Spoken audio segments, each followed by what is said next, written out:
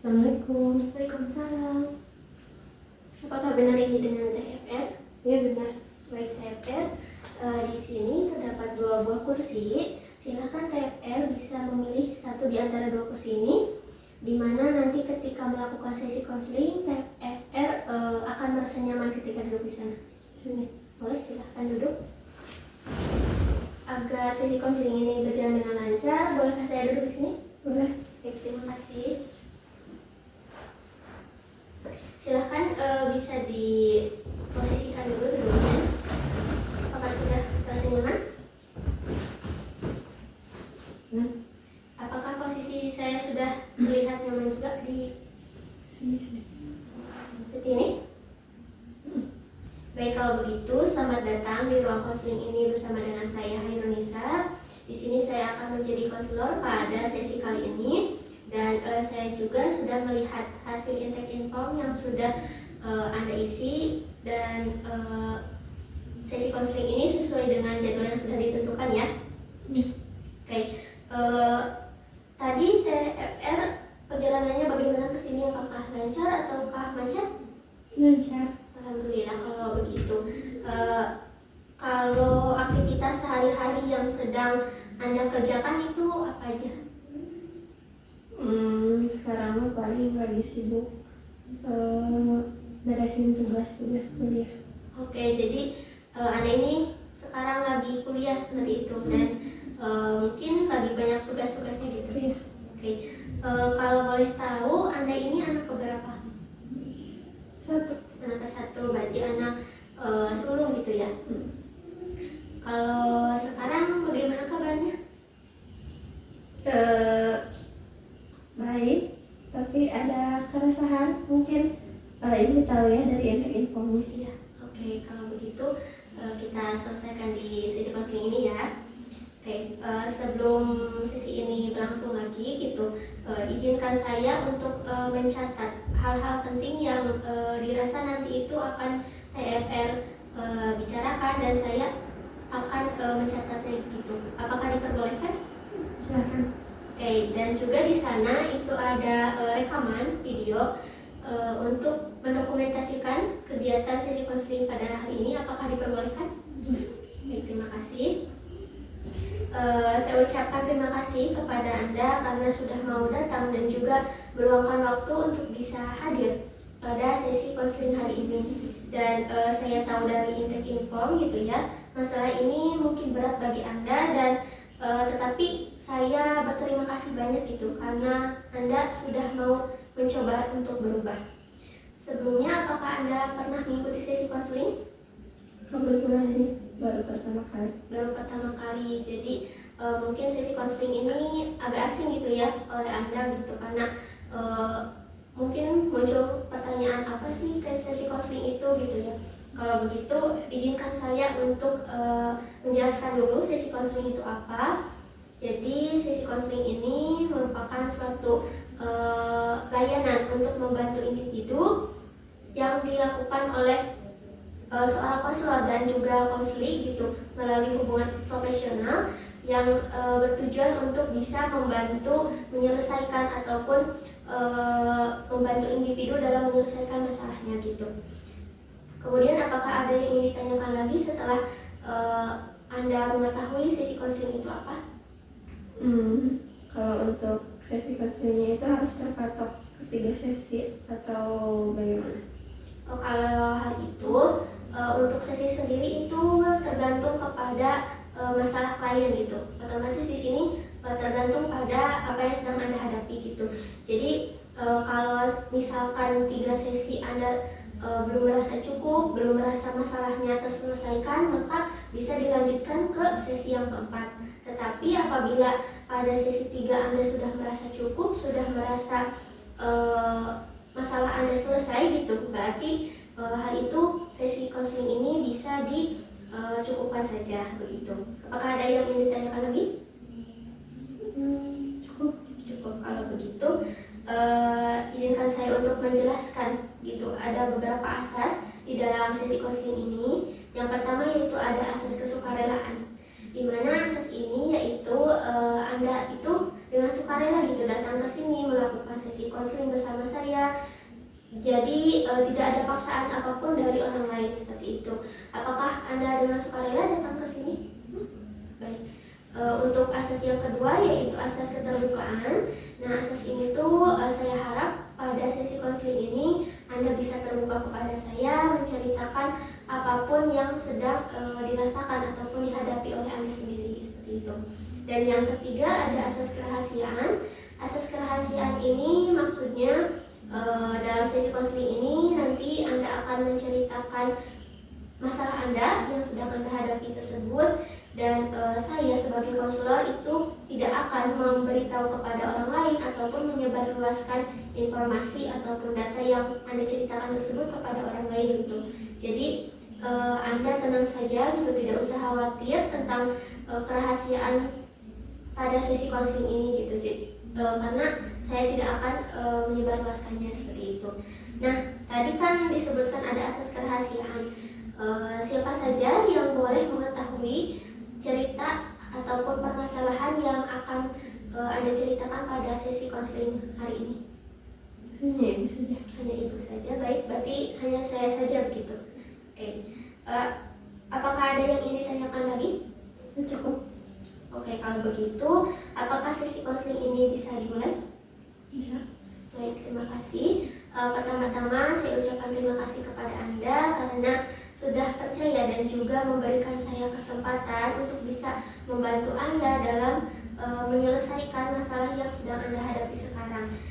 Lalu bolehkah saya tahu gitu apa yang membuat Anda datang ke sini dan juga membutuhkan sesi konseling ini?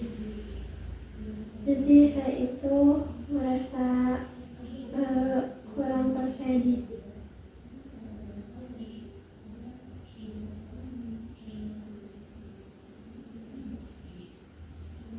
Jadi Anda ini merasa kurang percaya diri seperti itu. Kalau boleh tahu, boleh diceritakan gitu ya, persisnya seperti apa kurang percaya diri itu? Jadi waktu itu tuh sempat waktu kelas berapa ya?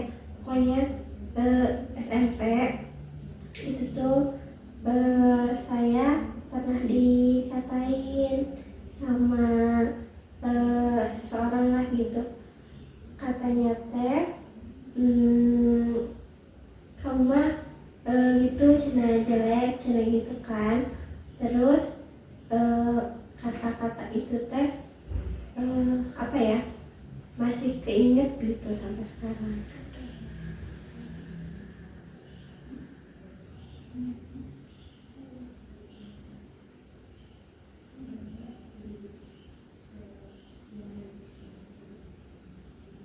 Oke, jadi Anda merasa kurang percaya diri itu disebabkan karena pada waktu SMP gitu Anda pernah mengalami dikatain gitu sama teman karena teman tersebut itu mengatakan bahwa Anda itu jelek seperti itu.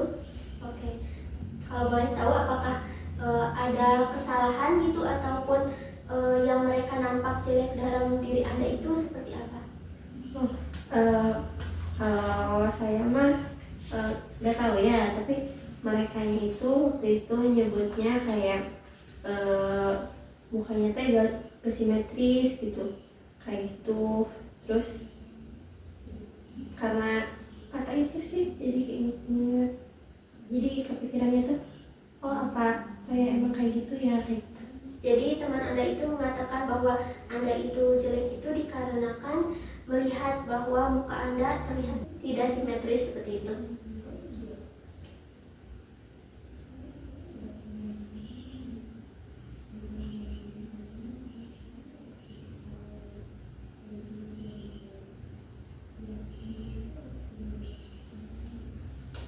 Baik, apakah ada hal lain yang Anda rasakan gitu saat ini yang terjadi pada diri Anda?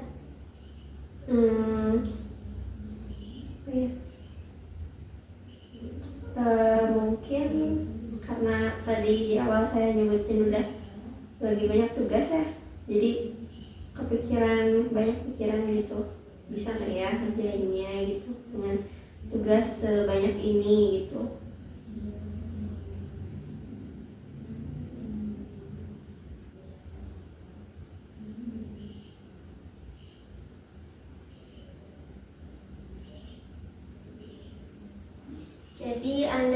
merasa khawatir gitu pada semester ini karena terlalu banyak tugas, jadi Anda takut tidak bisa menyelesaikannya dengan baik seperti itu. Kalau boleh tahu, perasaan kepikiran ataupun rasa khawatir itu muncul saat kapan?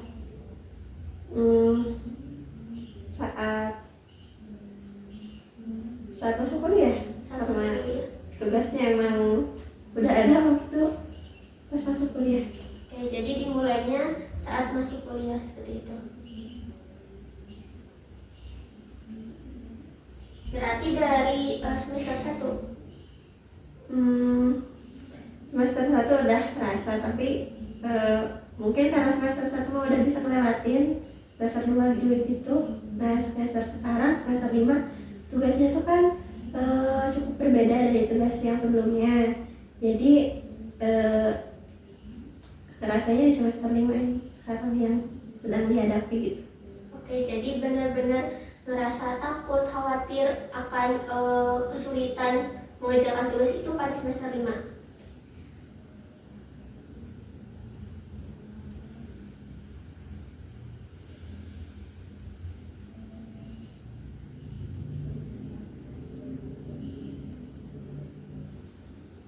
Apakah ada hal lain yang Anda rasakan?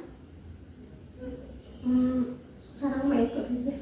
Oke, berarti dua masalah gitu ya. Oke, saya di sini akan menyimpulkan terlebih dahulu.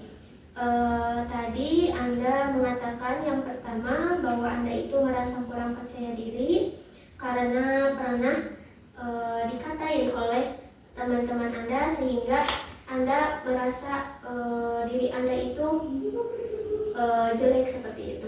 Lalu yang kedua yaitu Anda merasa khawatir terhadap perkuliahan saat ini karena banyak tugas yang terus-terusan dikasih oleh dosen seperti itu sehingga Anda menjadi kepikiran gitu ya. Untuk sesi konseling kali ini mana dulu masalah yang akan Anda selesaikan terlebih dahulu? Yang tidak percaya diri karena merasa jelek itu. Yang tidak percaya diri. Oke.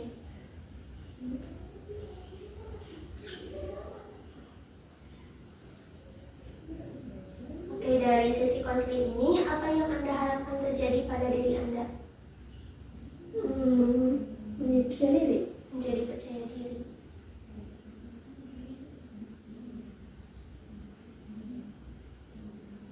Dan saat rasa percaya diri itu muncul gitu di dalam diri Anda, apa yang akan terjadi pada diri Anda? Tidak malu lagi dengan orang lain dan juga tidak berspekulasi yang tidak gitu terhadap pandangan orang lain kepada saya.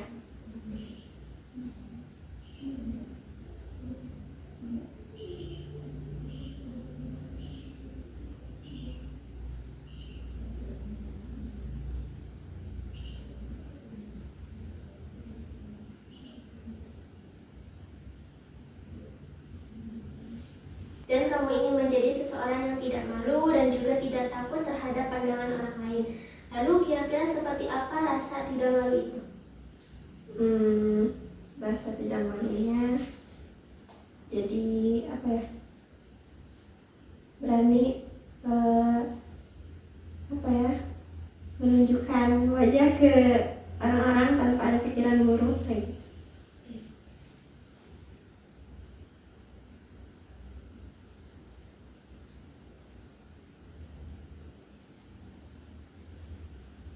Jadi tujuan Anda mengikuti sesi konseling ini yaitu Anda ingin menjadi seseorang yang percaya diri, kemudian tidak malu, tidak tidak takut terhadap pandangan orang lain gitu, sehingga Anda itu bisa dengan percaya diri menampilkan wajah Anda pada orang lain. Oke, di sini saya mempunyai tabel. Dalam situasi seperti apa biasanya muncul bahwa Anda itu merasa jelek? Ketika berada di lingkungan ngobrol-ngobrol kayak gitu sama teman. Jadi ketika berkumpul bersama teman.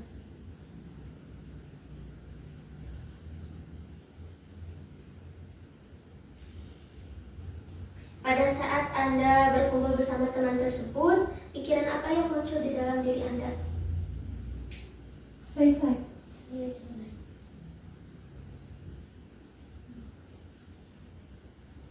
Oke, jadi pikiran yang muncul ketika Anda berkumpul bersama dengan teman Anda itu, Anda berpikir bahwa Anda jelek karena yang tadi tidak percaya diri ketika menampakkan wajah di depan orang lain. Lalu, apa yang Anda rasakan ketika pikiran itu muncul? Malu. Lalu, apakah ada lagi? Terus ya, tidak percaya diri.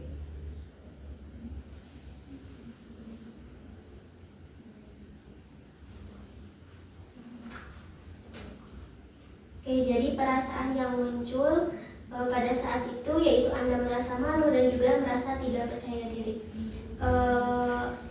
Lalu ketika Anda merasa malu tersebut, tindakan apa yang Anda lakukan? Jadi nggak mau ngumpul lagi. Tidak mau berkumpul bersama teman itu.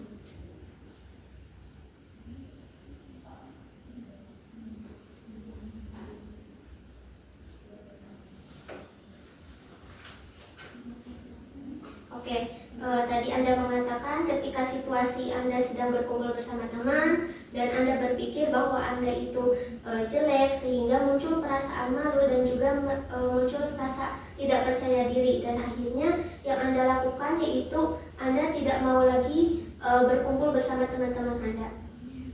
Apakah Anda nyaman melakukan tindakan tersebut? Tidak. Tidak. Lalu Anda mengatakan tidak nyaman, tetapi kenapa tetap dilakukan? Karena ini mungkin ya, karena pengalaman dulu pernah dikatain, jadi terus-terusan kepikiran jelek-jelek gitu.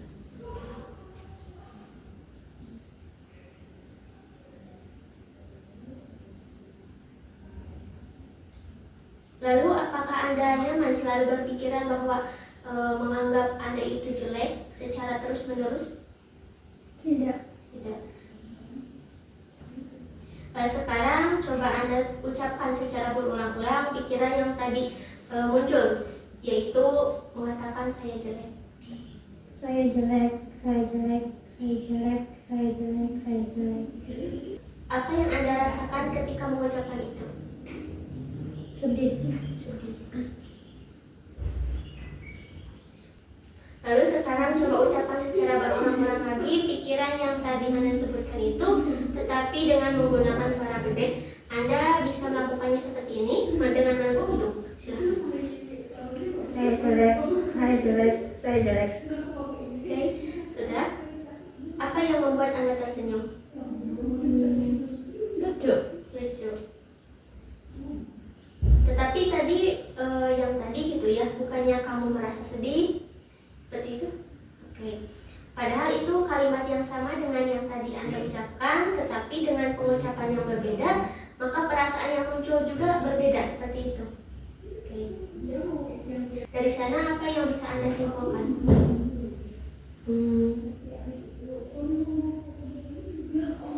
Bahwa sebenarnya ucapan orang lain itu belum tentu sesuai ataupun benar adanya dengan yang kenyataannya.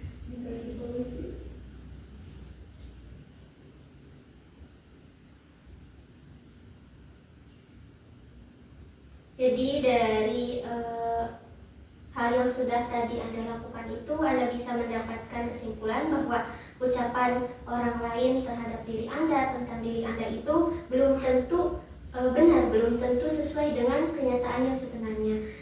Oke, jadi dari praktek tadi Anda menyadari gitu ya, bahwa pikiran yang selama ini Anda selalu pikirkan itu jika dilihat dari cara yang berbeda, itu akan menghasilkan perasaan yang berbeda juga. Jadi sebenarnya Anda itu merasa tidak nyaman dengan pikiran, perasaan, ataupun tindakan yang selalu Anda lakukan tersebut. Apakah seperti itu, tidak nyaman? Ya.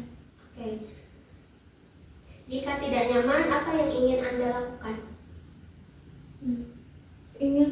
Akan melakukan perubahan pola pikir.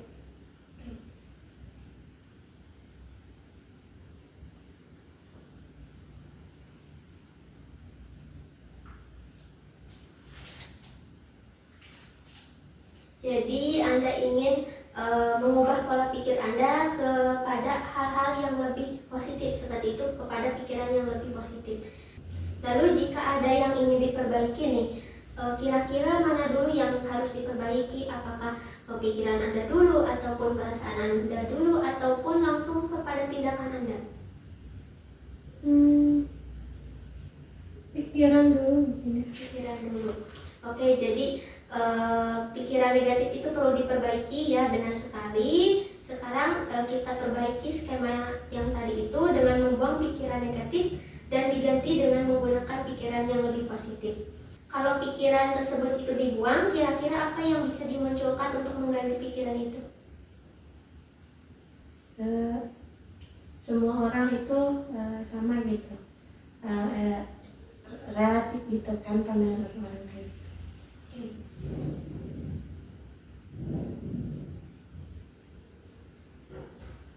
Lalu ketika pikiran Anda itu berpikir semua orang itu sama, lalu apa perasaan Anda? Akan lebih baik-baik saja, terus bahagia. Bahagia.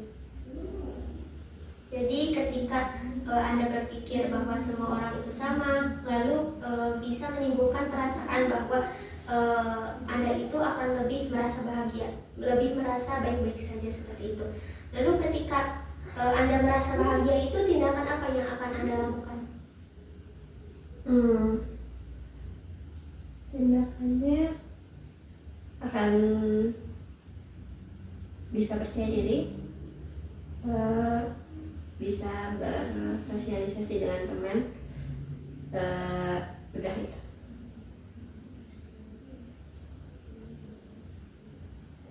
Baik, ketika pikiran yang negatif tadi itu kita ubah kepada pikiran yang lebih positif, maka dapat disimpulkan gitu ya, bahwa ketika Anda sedang berkumpul dengan teman-teman, itu Anda akan lebih berpikir bahwa semua orang itu sama, lalu Anda akan merasa lebih baik gitu, lebih merasa baik-baik saja, dan juga merasa lebih bahagia, dan sehingga tindakan yang Anda lakukan juga menjadi lebih percaya diri dan juga bisa lebih bersosialisasi dengan teman-teman Anda. Oke. Apakah semua itu membuat Anda nyaman? Ya. Oke, sekarang coba ucapkan berkali-kali pikiran yang tadi, yang baru kita ganti kepada pikiran yang lebih positif. Semua orang sama, semua orang sama, semua orang sama, semua orang sama, semua orang sama. Oke. Bagaimana rasanya ketika mengucapkan dengan pikiran yang seperti itu? Senang.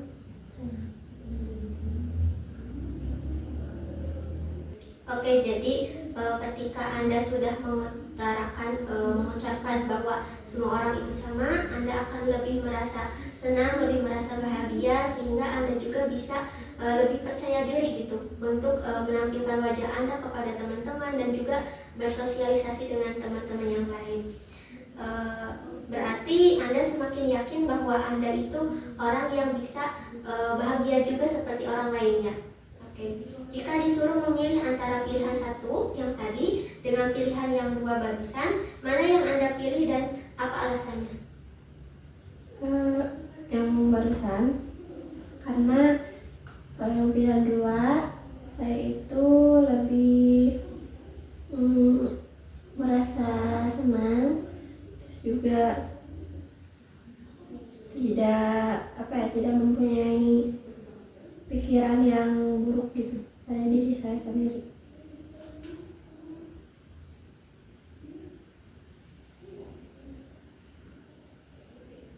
Jadi Anda memilih pilihan yang dua karena pada saat itu Anda bisa merasa lebih senang karena Anda menjadi tidak memiliki pikiran-pikiran negatif ataupun pandangan buruk terhadap diri Anda sendiri, seperti itu. Oke, sekarang apakah Anda mau berusaha untuk mengganti pikiran negatif yang tadi dengan pikiran positif agar terjadinya suatu perubahan?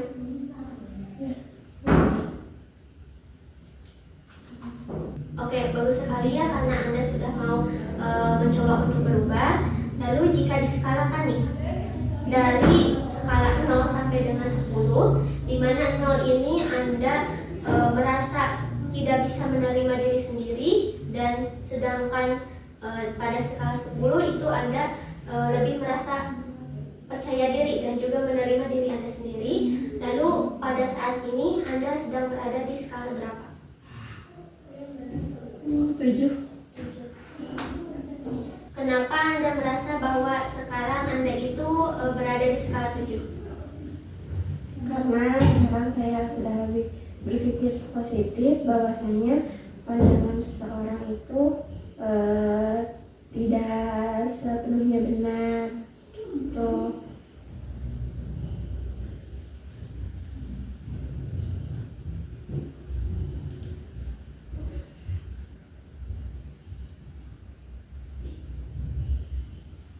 Oke, melalui sesi konseling ini skala berapa yang ingin Anda capai? 9. Kenapa skala 9 dan apa yang akan terjadi pada diri Anda ketika nanti Anda sudah berada di skala 9? Saya akan lebih percaya diri, juga mungkin teman-temannya juga akan lebih banyak karena saya sudah percaya diri untuk berteman dengan orang lain.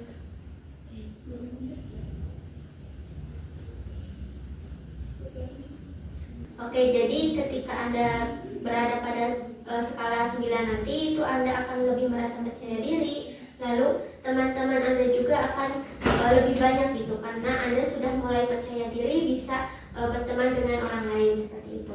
Baik, kalau begitu apakah Anda bersedia melakukan usaha-usaha untuk mencapai perubahan yang Anda inginkan tadi? Bersedia.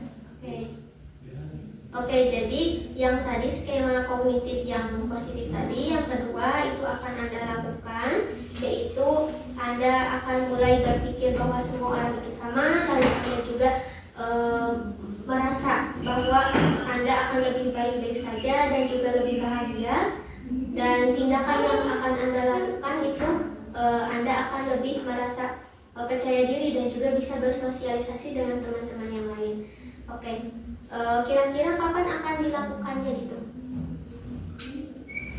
Pulang dari sini. Pulang dari sesi konseling ini. Oke, bagus sekali ya, luar biasa karena Anda langsung gitu pulang dari sini langsung akan melakukan tindakan tersebut gitu. Kelihatannya Anda sudah yakin untuk bisa berubah dan juga yakin bahwa Anda itu akan lebih bahagia daripada sekarang. Apakah ada hal lain yang ingin Anda sampaikan? Tidak. Oke. Kalau begitu, saya izin bertanya, apa yang Anda dapatkan dari sesi konseling ini? Saya menjadi punya pandangan baru, perspektif baru, terus percaya diri. Udah 3.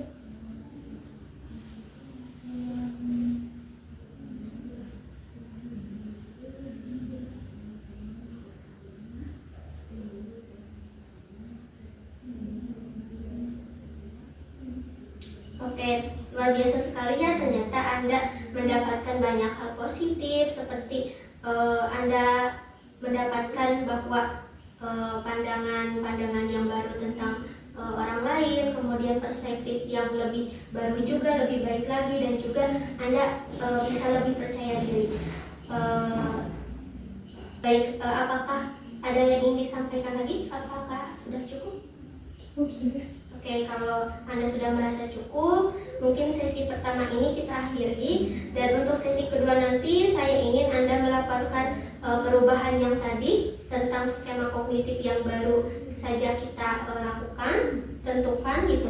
Terima kasih karena Anda sudah datang ke sini. Saya senang sekali bisa bertemu dengan Anda dan juga melakukan sesi konseling ini bersama dengan Anda. Saya ucapkan terima kasih. Assalamualaikum warahmatullahi wabarakatuh. Waalaikumsalam.